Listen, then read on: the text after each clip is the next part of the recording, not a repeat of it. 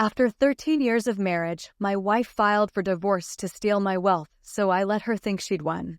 Until the court asked for financial disclosure, and she learned I'd transferred everything to my mother just 1 week before. 13 years. That's how long she smiled across the breakfast table like she meant it. How long she folded laundry with that soft hum in her throat while looking at me as if I was the center of her life. How long she leaned into me at family events, hand resting gently on my chest, whispering promises that now, in retrospect, meant absolutely nothing. For 13 years, she crafted the illusion of loyalty with surgical precision, never too sweet to raise suspicion, never too distant to leave cracks. I saw a wife. What I had was a strategist in disguise. I wasn't snooping when I found the messages. My tablet had synced with her phone automatically, same cloud account, a shared device she often used herself. I only opened it to check a document I'd saved, but there it was.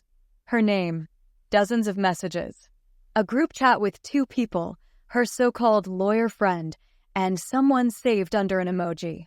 I tapped, not even expecting anything, until I saw phrases like divide and drain, play it slow, and final move before the cash out. One message hit harder than the rest. He still has no idea. I'll file, ask for half, get everything. He won't fight. He never does. I just have to smile till then. I didn't react. I sat on the edge of the bed that night, watching her sleep, her breathing steady, her face calm as if she'd just completed another successful day of pretending. My first thought wasn't rage. It was realization. This wasn't sudden. This had been planned, calculated, probably for years. So I began planning too.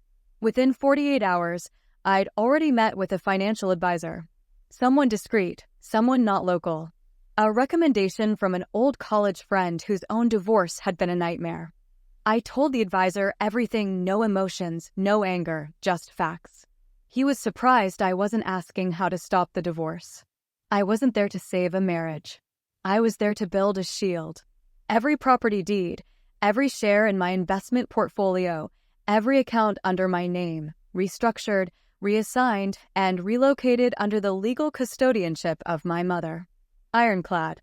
Documented. Clean.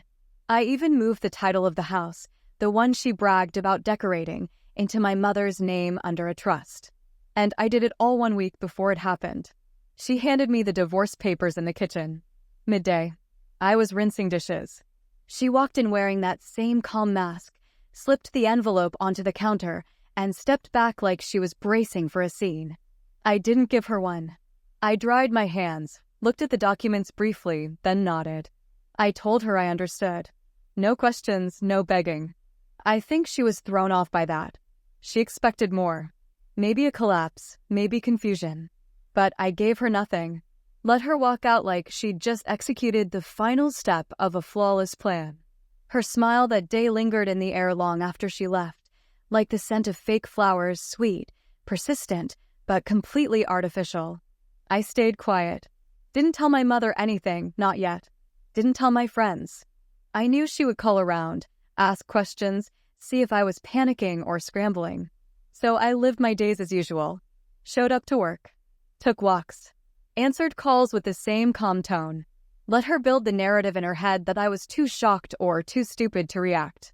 That I was just letting it happen. When the court date came, she arrived with confidence wrapped around her like a tailored suit. Her hair perfect, her heels deliberate, her voice loud enough to be heard, but not so loud as to be crass. Her lawyer carried a stack of papers. She didn't look at me when she passed by, only offered a faint smirk, like a magician about to reveal her grand trick. Inside, the judge began with the basics. We confirmed names, dates, length of marriage. Then came the key part, financial disclosures. The judge requested documentation from both parties. Her lawyer stood up, file ready, already prepped to dissect my wealth line by line. I slid my folder forward, neatly compiled, legally sound, and devastatingly empty. My name was clean. Assets, none. Properties, none. Bank balances, minimal. Everything listed clearly as transferred prior to the date of filing. Nothing hidden. Just no longer mine. Her lawyer paused mid-sentence. Fumbled. flipped through her prepared documents again as if they'd magically change. She turned her head toward me slowly, the color draining from her face not all at once, but in stages. She whispered something to her lawyer, who shook his head, looking equally stunned. The judge asked if there was a problem.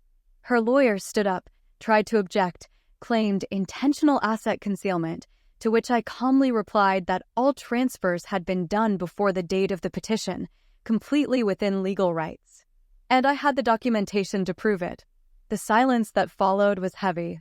She didn't speak. She didn't blink. That smile she wore so proudly before now curled downward, confused and cracking. She hadn't expected a counterplay. She thought I was cornered. What she failed to realize was that I didn't build my career on kindness or gullibility. I built it on foresight, on detail, on understanding when to speak and when to stay quiet. She walked out without saying a word to me. No eye contact. No threats. No fake farewell. Just a straight walk out the door, her pace faster than it was coming in. She hadn't just lost the game.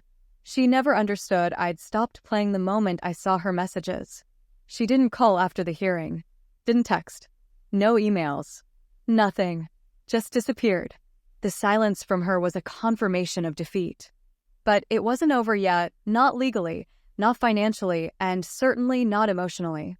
I had neutralized her strike, yes, but now came the final stretch, dealing with what remained, making sure no loose strings would be left hanging for her to tug on later. 3 days after the courtroom silence, her lawyer attempted a motion, claimed I had acted in bad faith by restructuring assets with malicious intent. He argued the timing was suspicious and demanded a forensic audit of my financial history. They wanted a second chance to find something I missed. They were certain I'd slipped up somewhere. I hadn't. I responded through my attorney, an older man who rarely spoke more than necessary. He filed a counter-motion, submitting timestamps, transfer receipts, notarized agreements, and property documentation, all dated before her filing, all above board. Not hidden, not obscured. Legally done and cleanly. Her petition for the audit was dismissed the following week. She still didn't speak. Not a word. But she did react. She unfollowed every mutual friend, deleted shared pictures online, removed her name from anything that linked us publicly. It was her way of erasing the past because she no longer had any leverage tied to it. What was once her weapon became a reminder of the place she lost. I didn't gloat. I just moved forward. It was time to finalize the legal end of the marriage, close the file, and eliminate any potential for further litigation. I reviewed the joint accounts. Most were already emptied or closed. I made sure any shared subscriptions, insurance beneficiaries, or utility accounts were switched. I wanted no trace of connection to her, no signature beside mine anywhere going forward. The court scheduled the final judgment hearing within the month. She had no further claims, no grounds to contest. She'd aimed high and missed, and now all she had left was the standard half of nothing. And she knew it. But even then, I expected one more move. People like her don't walk away quietly forever. I didn't think she'd give up until she knew for sure there was nothing left to win. I just didn't know how desperate she would get. 2 weeks before the final hearing, I got a letter. Handwritten. No return address. Folded neatly into a cream-colored envelope, tucked under my office door. I opened it, expecting either an apology or another threat. It was neither. It was a plea, written in her familiar cursive. A page of emotional projection, memories of trips, anniversaries, the day we adopted our dog, the way I used to laugh when she danced in the kitchen. She claimed to be lost, said she didn't expect me to react the way I did, begged for understanding, hinted at reconciliation. I read it once, then shredded it. She wasn't sorry. She was exposed. And people like her don't seek forgiveness. They look for second chances to repeat what didn't work the first time. I stayed quiet. The day of the final judgment came without drama.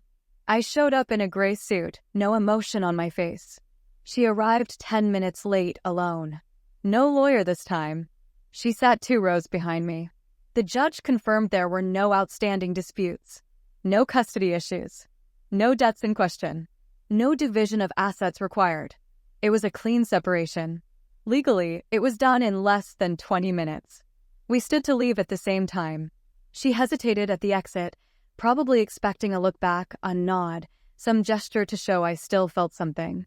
I gave her nothing, just walked through the doors, past the front steps, and kept moving. I didn't need closure. I had strategy. She had regret. Back home, the house was quiet again. But this time, it was peaceful.